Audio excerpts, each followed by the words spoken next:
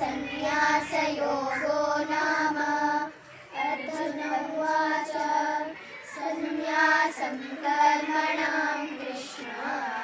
पुनर्योगं च शंससि यच्छ्रेयायेतयोरेकं तन्मे ब्रूहि सुनिश्चितम् श्रीभगवानुवाच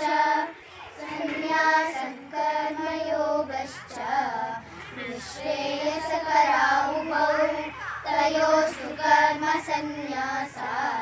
कर्मयोगो विशिष्यते ज्ञेयः स नित्यसन्न्यासी यो न द्वेष्टि न काङ्क्षति निर्द्वन्द्वो हि महाबाहो सुखं बन्धात् प्रमुच्यते